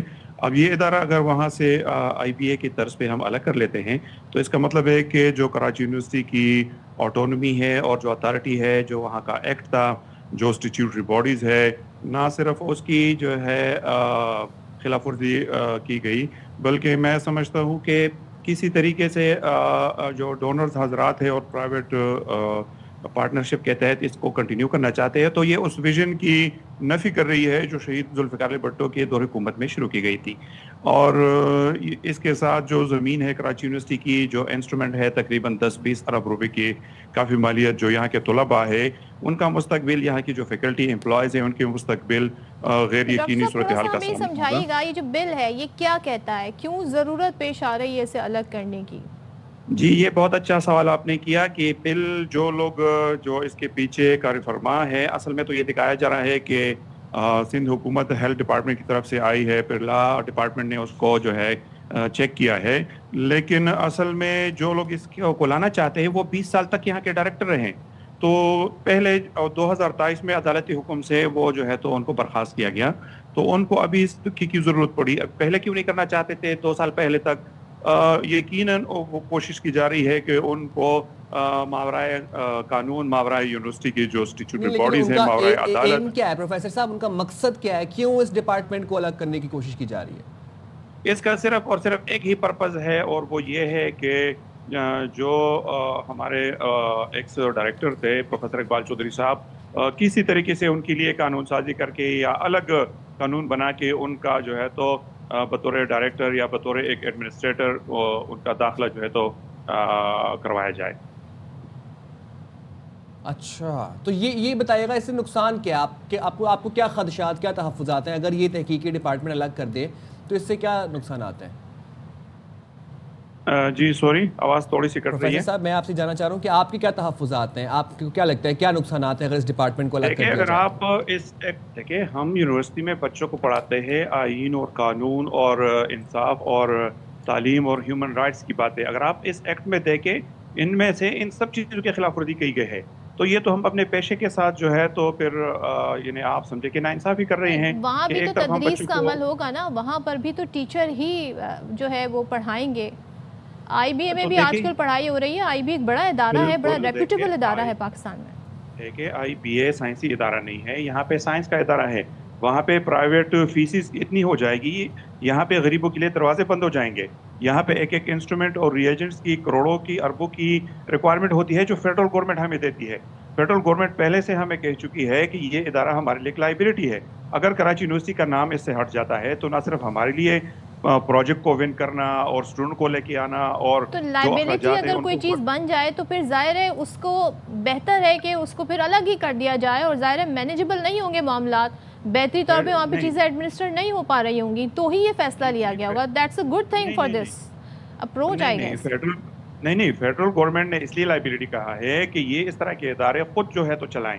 अब खुद चलाएंगे तो इसके लिए फिर रिसोर्सेज की जरूरत होगी, जो सबसे पहले स्टूडेंट के ऊपर, जो तलबा है उनके ऊपर असर पड़ेगा। ये जो ट्यूशन फीस और अभी हम स्कॉलरशिप दे रहे हैं, ये फिर लाखों में चली जाएगी। पहले से ही जो साइंस की फील्ड है यहाँ पे, biological science, chemical science, biotechnology, जिसकी ज़रूरत है मार्केट में, वो जो है तो आप समझे कि एक ख्वाहिश लोग की रह जाएगी। तो ये बहुत बड़ा अलमिया है। दूसरी बात ये कि वही डिग्री कराची यूनिवर्सिटी भी देगी, यहाँ पे भी देंगे, तो कराची यूनिवर्सिटी तो बिल्कुल पहले से जो उनका बुरा हाल है और बुरा हाल हो जाएगा। हमारी उनके साथ कोलैबोरेशन है, वहाँ के स्टूडेंट यहाँ आते हैं, वहाँ के टीचर के साथ हमारी जो है तो कोलैबोरेशन, कोऑपरेशन होती है, पूरे मुल्क के साथ होती है। तो उस चीज़ों पे पाबंदी लग जाएगी। आप IBA में देखें, किसी को दाखिला जो है तो इस तरह आम तलबा के लिए तो नहीं है। फीस तो स्ट्रक्चर में क्या चेंजेस आएंगे? अभी क्या पर सेमेस्टर फीस है, बाद में क्या एंटिसिपेट किया जा रहा है, क्या हो जाएंगी फीस? देखिए, अगर ये खुद से चलाएंगे तो फिर IBA की जो इन्होंने मिसाल दी है अब होगी, लाखों में होगी। अभी तो हमारे यहाँ पे 80,000 90,000 जो है, लेकिन स्कॉलरशिप हम देते हैं जो कि गवर्नमेंट में प्रोवाइड करती है। हमारा सालाना बजट जो है उसी में से ही हम इसको एडजस्ट करा लेते हैं। तो फिर ये तो जो बच्चे हैं हमारे पास, कराची के बच्चे हैं, सिंध के बच्चे हैं, बलूचिस्तान के बच्चे हैं, जो गरीब होते हैं, जिनको फाइनेंशियल सपोर्ट की जरूरत होती है एक स्टैंडर्ड तालीम के लिए, वो सारे रास्ते उनसे बंद हो जाएंगे। सही, ठीक है, चलें, बहुत शुक्रिया डॉक्टर सैयद शाह हसन साहब, आपने हमारे लिए वक्त निकाला। Welcome back once again. बहुत सारी ऐसी चीज़ें हैं जो मौसम की वजह से चेंज हो जाती हैं। सर्दियों में अक्सर बेशतर देखते हैं जी, लोगों की जो हील्स हैं, जिसे हम एड़ियाँ कहते हैं, वो जी क्रैक्स उसमें आ जाते हैं, एड़ियाँ फटी हुई होती हैं, आपकी जो लिप्स हैं वो चैप हो रहे होते हैं, स्किन ड्राई हो रही होती है, डैंड्रफ का इशू हो जाता है।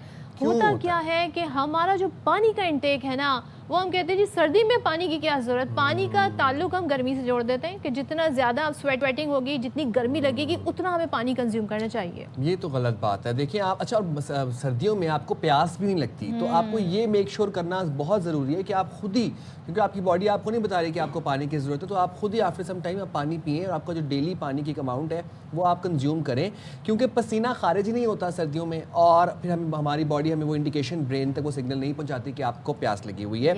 अब सर्द महीनों में भी पानी की कमी या डिहाइड्रेशन का शिकार आप हो सकते हैं। इस कमी से जल्द, और जैसा सदफ ने बताया कि होंठ ज़्यादा खुश्क हो जाते हैं, और उसके बाद फिर थकावट रहती है, एनर्जी आपकी डाइजेस्टिव इश्यूज हो जाते हैं, डाइजेस्टिव इश्यूज हो जाते हैं। पानी कम पीने से गुर्दों पर भी दबाव बढ़ता है, और कुव्वत मुदाफ़त कम होने से नज़ला, ज़ुकाम और फ्लू जैसे मौसमी अमराज भी आपको हो सकते हैं। ओहो, तो भाई क्या किया जाए? और एक चीज़ और भी है, हम समझते हैं पानी ज़्यादा पीने से जी हाइड्रेशन का मसला, डिहाइड्रेशन का मसला हल हो जाएगा, लेकिन डिहाइड्रेशन के लिए और भी फैक्टर्स जो हैं बड़ा इंपॉर्टेंट रोल प्ले करते हैं। तो हमारे साथ मौजूद है family physician doctor Azma Hamid साहिबा। Thank you so much doctor Azma हमें ज्वाइन करने के लिए।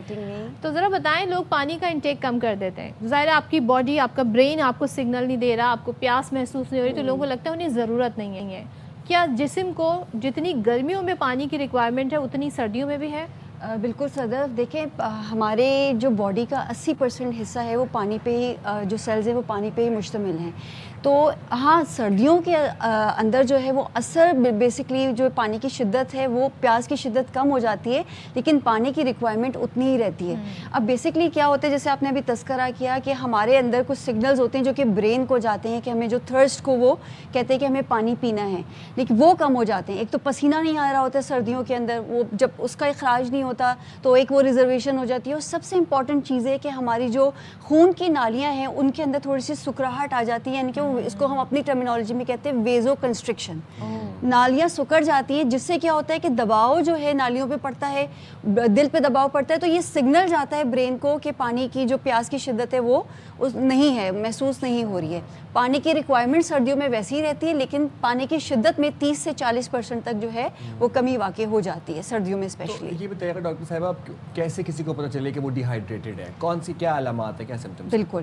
اچھا دیکھیں، سب سے پہلے کیا ہوتا ہے کہ لوگوں کے اکثر جو شکایت رہتی ہے کہ وہ ہونٹ خشک ہو رہے ہیں، یا ہونٹ جو ہیں وہ بہت زیادہ خشکی ہو رہی ہے، اتنے زیادہ خشک ہو رہے ہیں کہ وہ اس کو ہم کہتے ہیں چیپڈ لپس ہو گئے ہیں، پھٹنے لگ گئے ہیں. اسی طرح سے جو سب سے اہم علامت یہ ہے کہ جو پیشاب ہے اس کا رنگ بہت گہرا پیلا ہو جاتا ہے، کیونکہ کنسنٹریٹڈ یورین جو ہے وہ گردوں پہ اثر پڑتا ہے. وہ گردے پانی کو ریزرو کرنے کے لیے کنسنٹریٹڈ یورین بنا رہے ہوتے ہیں. ٹھیک ہے.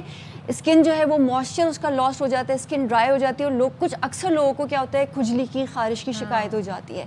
قبض بہت، ایک ہم اس کو بڑا ہلکا لیتے ہیں، لیکن جب پانی کی کمی ہوتی ہے، ڈی ہائیڈریٹڈ ہوتا ہے، تو اس میں قبض کی شکایت بھی لوگ میں اکثر ہو جاتی ہے. ٹھیک ہے. اسی طرح سے میٹابولزم سلو ہو جاتا ہے کیونکہ کوئی فزیکل ایکٹیویٹی نہیں ہے. آپ دیکھیں سردیوں میں کیا ہوتا ہے کہ ہماری فزیکل ایکٹیویٹی ہے نہیں، ہم کیا ہوتا ہے وزن بھی تیزی سے بڑھ رہا ہوتا ہے. اس کی ایک وجہ یہی ہے کہ ہم اس کا میٹابولزم ہمارا سلو ہوا ہے. اور جن لوگوں کے اندر مائگرین بہت زیادہ شکایت ہو جاتی ہے کیونکہ ڈی ہائیڈریشن کی وجہ سے سر میں درد، اور جن لوگوں کو سر کا درد کی شکایت ہوتی ہے ان کے اندر مائگرین کی شکایت بھی ہو جاتی ہے. اور پٹھوں میں درد، کیونکہ ڈی ہائیڈریشن کی وجہ سے پٹھوں میں درد، جوڑوں میں درد، یہ اس کو ہم سمجھتے ہیں یہ موسم کے اثرات ہیں. ایکچولی یہ موسم کے اثرات نہیں ہیں، یہ بیسکلی ہماری باڈی رسپانس کر رہی ہوتی ہے کہ پانی کی کمی ہے، لیکن ہم اس کو موسم کے ساتھ ریلیٹ کر رہے ہیں. پانی پینے کا دل نہیں کر رہا. اچھا دیکھیں، پانی سے لوگوں کا ایک پانی کی کمی، پہلی بات ہے کوئی چیز کوئی نعم البدل ہے نہیں. پانی کا جو فائدہ ہے وہ ایک پانی ہی اس کو پورا کر سکتا ہے، لیکن پھر بھی ہم اس کو کچھ چیزیں لے کے بہتر اپنی باڈی کے اندر جو ڈی ہائیڈریشن کی علامات ہے اس کو بہتر کر سکتے ہیں. جیسے سردی کے اندر جو سٹرس فروٹس ہوتے ہیں جس میں مالٹا ہو گیا، انگور ہو گئے، انار ہو گیا، کینو ہو گئے، یہ ساری وہ چیزیں ہیں جس کے اندر آپ 90% تک پانی ہوتا ہے، تو آپ یہ لے سکتے ہیں. اس کے علاوہ سبزیاں جس میں گاجر کا استعمال بہت اچھا ہو گیا، شملہ مرچ ہو گئی، ٹماٹر ہو گئے، کھیرا ہو گیا، یہ سب اگین آپ کی جو ہے ہائیڈریشن کو بہتر کر سکتے ہیں. یخنی اور سوپ کا استعمال، تو یہ آپ کا بہت اچھا ہے. مجھے یہ بات نہیں پتی تھی، یہ یخنی اور سوپ جو ہے وہ ڈی ہائیڈریشن کو بھی کور کر سکتا ہے. بالکل. دیکھیں، آپ ضروری نہیں ہے کہ آپ 100% تو پانی کی کمی کو وہ نہیں کر سکتے. میں نے اگین بتایا کہ پانی کا نعم البدل کوئی نہیں ہے، لیکن کم از کم آپ کے اندر تھوڑی بہت جو ہائیڈریشن اس کو بہتر کر سکتے ہیں. بہت اچھا نعم البدل ہے. اچھا، اور ڈاکٹر صاحب اب یہ تو بات ٹھیک ہے، ایک ایڈلٹ ہمارے ویورز کو بتائیں کہ اس کو ایک دن میں کتنا پانی کنزیوم کرنا چاہیے؟ اچھا دیکھیں، پانی میں ہم 3 افراد یہاں بیٹھے ہوئے ہیں، تو میری آپ کی ہر کی ریکوائرمنٹ ڈفرینٹ ہوگی. ہماری کیا ایکٹیویٹی ہوتی ہے، فزیکل ایکٹیویٹی، اس پہ بھی بہت ڈپینڈ کرتا ہے، اور عمر پہ بھی ڈپینڈ کر رہا ہوتا ہے. اسپیشلی اگر میں بچوں کی بات کروں، پہلے ہم یہ کہتے تھے 6 سے 12 گلاس یا 8 سے 10 گلاس آپ کو پینا ہی پینا ہے. اب ایک مزدور شخص ہے، اس کی ریکوائرمنٹ بہت ڈفرینٹ ہے. ایک اے سی میں ہم لوگ جو بیٹھے ہوئے ہیں، ہماری ریکوائرمنٹ بہت ڈفرینٹ ہے. ٹھیک ہے. تو آپ کی باڈی ریکوائرمنٹ آپ کے باڈی ویٹ پہ بہت ڈپینڈ کرتا ہے کہ آپ کو پانی کی ریکوائرمنٹ کتنی ہے. لیکن خاص کر چھوٹے بچے اور جو بڑے افراد کے عمر کے افراد ہوتے ہیں، ان کو ہمیں بتانا پڑتا ہے کہ پانی آپ کو پینا ہے، کیونکہ ان کے اندر پیاس کی شدت جو ہوتی ہے وہ تھوڑی کم ہوتی چلی جاتی ہے.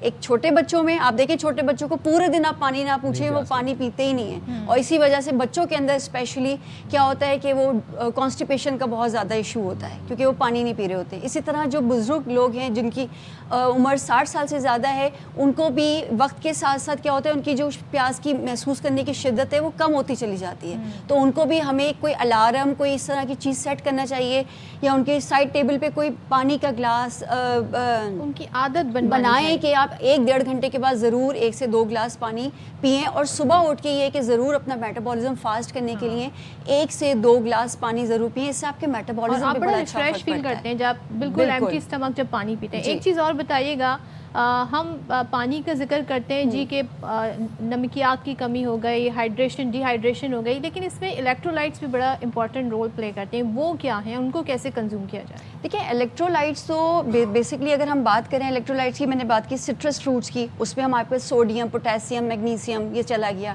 اسی طرح ہم بات کریں ناریل پانی ہے, اس سے ہم ریسٹور کر سکتے ہیں اپنا. لیمو پانی ہم پی سکتے ہیں نیم گرم پانی میں, سردیوں کے اندر نیم گرم پانی میں تھوڑا سا شہد اور لیمو لے لیں, اس سے ہم ریسٹور کر سکتے ہیں. Why they are important? Because یہاں پہ اس میں یہ ہوتا ہے کہ ہمارے جو پٹھوں میں کریمپس پڑ رہے ہوتے ہیں, جو درد ہو رہا ہوتا ہے, اس میں الیکٹرولائٹ امبیلنس ہو جاتا ہے. یہ ہمارے پٹھوں کے اندر جو کانٹریکشن جس کو ہم کہتے ہیں, جب ہم پٹھے جو ہیں ریلیکس اور کانٹریکٹ کر رہے ہوتے ہیں, ٹھیک ہے, تو اس عمل کے لیے نمکیات کا ہونا باڈی میں بہت ضروری ہے.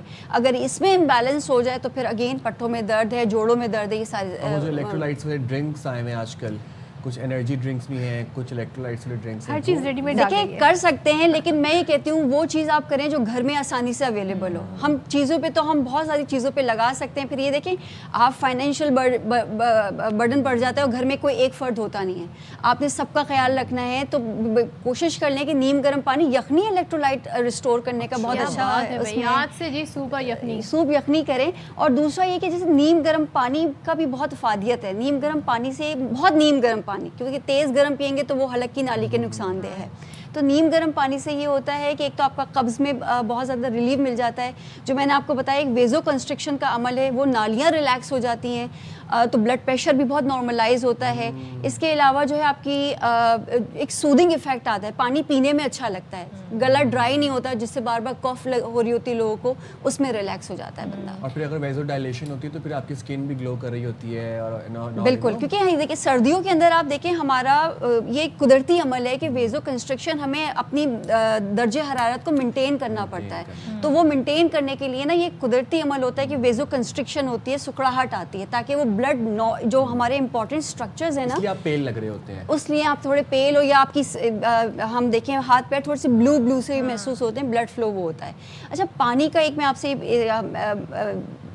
کہا ہے کہ پانی کی کمی کی وجہ سے اکثر لوگوں کو اس سیزن کے اندر نا یورین انفیکشنز بھی بہت زیادہ ہو رہے ہوتے ہیں. اچھا, تو پانی کا پینا بہت زیادہ ضروری اس لیے بھی ہے کہ بھلے آپ کو پیاس لگے نہ لگے, آپ اپنے کوئی الارم سیٹ کریں, کوئی اس طرح کی ایپس آ گئی ہیں اب تو, ہر موبائل ہر وقت ہر کسی کے پاس ریمائنڈر دیتی رہتی ہے. ریمائنڈر دیتا ہے. لاسٹ میں مجھے بتا دیں, گرین ٹی اکثر و بیشتر لوگ پیتے ہیں, لیکن آئی گیس وہ اگر آپ کا گلا ڈرائی ہے, کف کھانسی آپ کو ڈرائی کھانسی ہے, تو وہ اور زیادہ آپ کو متاثر کرے گا. ایسے ہی نہیں ایسا نہیں ہے. دیکھیں گرین ٹی میں کیا ہے آپ ڈال رہے ہیں, اگر گرین ٹی آپ ڈپینڈ کرتے ہیں کس طرح کی آپ بنا رہے ہیں, وہ بھی تو ایک نیم گرم پانی میں آپ لے رہے ہیں نا.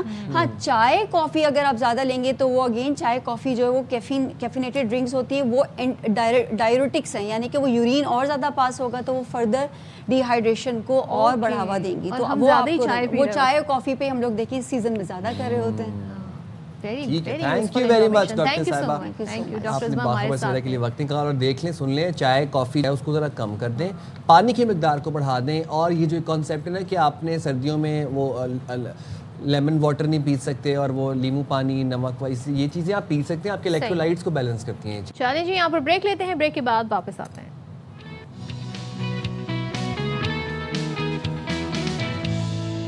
اچھا جی, کھیل ہو, ٹیکنالوجی ہو, کوئی بھی میدان ہو, پاکستانی جو نوجوان ہیں, خاص طور پہ ہم اپنے اسٹوڈنٹس طلبہ کی بات کریں, بڑے زبردست طریقے سے ہم دیکھ رہے ہیں انٹرنیشنلی بھی بڑا نام بنا رہا ہے, اور ساتھ میں جو ان کی تعلیمی کارکردگی ہے وہ بھی بڑی غیر معمولی قسم کی ہمارے سامنے آ رہی ہے. اور حال ہی میں کیمبرج انٹرنیشنل کی جانب سے آؤٹ اسٹینڈنگ لرنر ایوارڈ کا اعلان کیا گیا. تو اس میں پاکستانی طلبہ نے کمال کر دکھایا, اور 83 طلبہ نے top in the world award جیت کر اپنا اور پاکستان کا نام روشن کیا. کیا بات ہے. تو پھر آپ کو ذرا انہی ہونہار طلبہ سے ملوا دیتے ہیں. آج ہم بات کریں گے پاکستان کی 2 ہونہار طالبات, لائبہ علی اور مومنہ سلمان سے ہمارے ساتھ موجود ہیں. Thank you very much and congratulations to you both کہ آپ نے پاکستان کا نام روشن کیا ہے. سب سے پہلے لائبہ آپ بتائیے گا کہ اس اس بڑی کامیابی پر آپ کیا کہنا چاہیں گی؟ It's a big accomplishment, achievement ہے ایک بہت بڑی.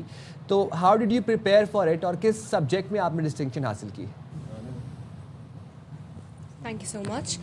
مائی نیم از لائبہ علی اور میں نے میتھمیٹکس کے اندر IGCSE میتھمیٹکس میں ورلڈ ڈسٹنکشن لی، ورلڈ ٹاپ کیا. And I think I am very thankful to Allah almighty for blessing me with this honour. اور اوبویسلی یہ صرف میری کامیابی نہیں ہے، میرے ارد گرد جو لوگ ہیں، میرا انسٹیٹیوٹ پاکٹک معرف، my teachers sir Taqi Jawad and miss Khadija Atiq, and I think especially my parents and my family, my mother, انہوں نے مجھے بہت زیادہ اس جرنی پہ سپورٹ کیا، موٹیویٹ کیا. اینڈ پریپریشن پروسیس ڈیفینیٹلی تھوڑا سا ڈٹرمنیشن، پرسیورنس ڈیمانڈ کرتا ہے، but running the extra mile is what earns you distinction. Very nice. Momina آپ ہمیں کیا بتائیں گی؟ آئی تھنک آپ کا سبجیکٹ سائنس ہے لیکن آپ نے آپشنل میں کامرس کو چنا اور اس کے بعد آپ نے اس میں ٹاپ کیا، تو کیسے ممکن بنایا اور کیا آپ کا ویسے روٹین ہوتا ہے؟ کتنا اسٹڈی کرتی ہیں؟ میں نے جیسے آپ نے کہا میرا سائنسز ہی تھا، میں نے commerce as an optional subject opt کیا. And initially I wasn't very confident in it کیونکہ آبویسلی مجھے کامرس اینڈ بزنس سبجیکٹس کو سمجھنا پڑا تھا. But I think the past papers were the key. میں نے بہت سارے پاس پیپر سالو کیے، read marking schemes, and I realised کہ ایگزامنر رپورٹ سے آپ کو پتہ لگتا ہے what the examiner requires from you. تو اس سے بہت اچھی پریکٹس ہوئی and I think that's the reason I was able to achieve it. Wow. اچھا Laiba, if I am not wrong تو آپ اس وقت O1 میں ہیں and you give maths exam, right? تو O1 میں میتھس پورا کیسے دیا آپ نے؟ میں اس وقت O2 میں ہوں. میں نے ایگزام IG1 کے اینڈ پر دیا تھا. اینڈ آئی تھنک سب سے پہلے تو یہ کہ ہمارا جو انسٹیٹیوٹ ہے وہاں پر جو مڈل سیشن کے لیے ایگزامز ہوتے ہیں وہ بھی بہت کیئرفلی ڈیزائن کیے جاتے ہیں ہمیں ہماری سیکنڈری اسٹڈیز میں ہیلپ کرنے کے لیے. تو ایون گریڈ 7 گریڈ 8 میں ہمارے میتھس کے جو ایگزامز ہوتے تھے وہ میں اکثر ریئلائز کرتی تھی کہ پاس پیپر کویشچنز ان میں ڈالے جاتے تھے. تو پھر میں اپنی پریپریشن کے لیے پاس پیپرس کو گریڈ 8 میں کنسلٹ کرنے لگ گئی تھی. اینڈ دین IG1 میں آ کر my mother give me the idea کہ بچے یوزلی ریلیکسڈ ہوتے ہیں تو ٹائم نہیں ویسٹ کرنا چاہیے اور let's just do some thing different. تو پھر میں نے اپنا سلیبس کور کرنا اسٹارٹ کیا. مجھے ہیلپ چاہیے تھی لیکن پھر مس خدیجہ ہمیشہ مجھے سپورٹ کرتی تھیں اسکول میں، اینڈ سر تقی نے میرا سارا سلیبس شارٹ ٹائم میں کمپلیٹ کروا کے وہ سب ٹپس اور ٹرکس بتائیں جو مجھے سکسیس کے لیے چاہیے تھیں. اور اگر آپ خود پر بلیو کریں and if you know you can do it تو پھر I think you definitely can do it. A lot has been changed like in the field of education. اب AI کی بات ہو رہی ہے، 10 ایئر جو ہے اب کیا نیکسٹ جابس ہوں گی اس پہ بات ہو رہی ہے. آپ جب اتنی محنت سے ہم لوگ پڑھتے ہیں، بچے ہمارے پڑھتے ہیں، کیا سوچ ہوتی ہے مستقبل کو؟ کیا آپ نے فیوچر پلان کیا ہے؟ کیا بننا ہے؟ کیا سلیکشن آف سبجیکٹ جو ہے اسی کو دیکھ کر کی جاتی ہے؟ کیا سوچ کے آپ نے یہ سبجیکٹ سلیکٹ کیے؟ میتھس تو ایک کمپلسری سبجیکٹ ہے اور سب کو دینا پڑتا ہے، لیکن مجھے یہ جو ٹاپک ہے اباؤٹ AI اور فیوچر میں کیا جابز ہوں گی مجھے یہ ویسے ہی بہت انٹرسٹنگ لگتا ہے. تو I often ask my peers and my friends as well. تو ان میں سے جتنے بھی لوگوں کو میں نے آج تک جن سے بات کی پوچھا تو زیادہ تر جو پروفیشنلز ہیں وہ مجھے یہ گائیڈ کرتے ہیں کہ AI کی ایمرجنگ کے ساتھ جو بھی جابز ہیں وہ اگلے 3 to 4 ایئرز میں ہمیں زیادہ کلیئر لینڈسکیپ ملے گا کہ کیا ہوگا. لیکن میرا پرسنلی گول یہ ہے کہ I want be a lot of things and one of them is کہ میں ایتھیکل AI کے لیے UN میں ایڈوکیٹ کرنا چاہتی ہوں. بیکاز آئی تھنک ہمارے پاس کوئی بھی ایسی انٹرنیشنل باڈی فی الحال نہیں ہے جو AI کا جو انوائرمنٹل امپیکٹ ہے اس کو کیٹر کر کے ریگولیشنز یا ایتھیکل گائیڈ لائنس کے ود ان کروا رہی ہے. تو this is one thing I aspire to do. Wow. Momina coming towards you, آپ بتائیے کہ عموماً نارملی ہمارا ایک یہ پرسیپشن ہے ٹاپر بارے میں کہ وہ صرف پڑھتے رہتے ہیں اور وہ صرف 8-9 گھنٹے پڑھیں گے، اس کے بعد سو جائیں گے، پھر اکیڈمی جائیں گے. تو کیا آپ بھی ایسی کرتی تھی؟ یہی روٹین تھی آپ کی یا آپ کی ایکسٹرا کریکولر ایکٹیویٹیز بھی ہیں؟ آپ سپورٹس میں بھی انوالوڈ ہیں، آپ سوشل میڈیا ڈیجیٹل میڈیا کی طرف بھی آپ راغب ہیں، کیا روٹین کیا ہے آپ کی؟ آئی تھنک مجھے پرسنلی یہ لگتا ہے کہ کسی بھی بچے کو اپنے آپ کو ایگزاسٹ نہیں کرنا چاہیے because once they start exhausting themselves تو پڑھنے کا کوئی فائدہ نہیں رہ جاتا. تو ان دا سیم وے مطلب میں اسکول سے آ کے تھوڑا سا ریلیکس کرتی ہوں، تھوڑا سا فون یوز کر لیا یا تھوڑے سے سو گئے and then I study in the evening. اور یہ بھی کہ بہت لیٹ رات تک نہیں پڑھنا because that again exhausts you and then اگلے دن you're not fresh. And I think extra curriculars are equally important. میں MUNs میں participate کرتی تھی. I liked playing table tennis, تو whenever I got time تو میں وہ کھیلتی تھی. And I think that is important کہ آپ پڑھیں بھی but ساتھ ساتھ you need to do extra curriculars as well. کیا بات ہے. Thank you so much Momina, thank you so much Laiba and we wish them best of luck for your future endeavors and for future. بالکل, اور دیکھیں یہ ہمارا مستقبل ہے. کیا بات ہے. اچھا میں سوچ رہا تھا مجھے کہ مجھے نا او لیولس کا میتھس بڑا ہی برا لگتا تھا. مجھے میتھس ہی برا لگتا کتابیں D1 D2 D3 اور میں حیران ہوں کہ انہوں نے O2 میں ایگزام دے دیا. لوگ O3 میں مطلب فائنل ایئر میں جا کے نہیں دے پاتے.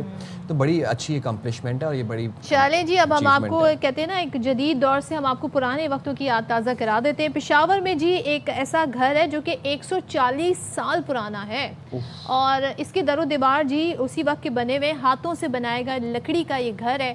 تو ذرا ہم ماضی کے جھروکوں میں آپ کو لے جاتے ہیں مدیحہ سنبل کے اس رپورٹ سے. پشاور کے علاقے ملک پورہ کی یہ گلیاں صدیوں پرانی تہذیب و ثقافت کی کہانیاں سناتی ہیں اور انہی گلیوں میں موجود یہ گھر وقت کی گرد میں لپٹا ایک زندہ نشان ہے.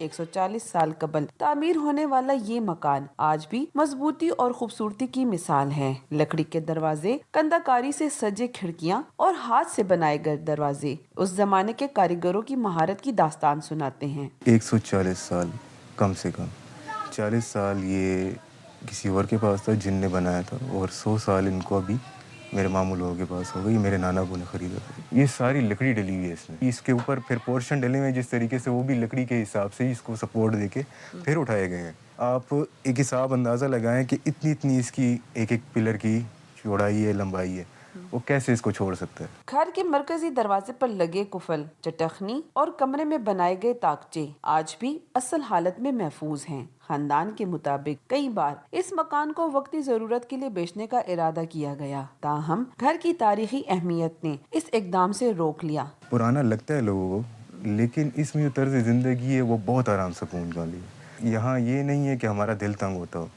آپ اس کی چھت دیکھیں کتنی ہائٹڈ ہے. دوسرا اور اگر دیکھیں کسی حساب سے بھی تو ہمارا دل تنگ نہیں ہوتا یہاں پہ. وقت گزر گیا, نسلیں بدل گئی, لیکن پشاور کا یہ پرانا مکان آج بھی ماضی کی خوشبو اور روایتوں کی نشانی بن کر قائم ہے. اس قدیم گھر نے پشاور کے عروج و زوال کے کئی ادوار دیکھے ہیں, تاہم موسم کی سختیاں, زلزلے اور طوفان سہنے کے باوجود یہ گھر آج بھی سانس لے رہا ہے. کیمرہ مین ارشد خان کے ساتھ مدیحہ سنبل, ARY نیوز, پشاور.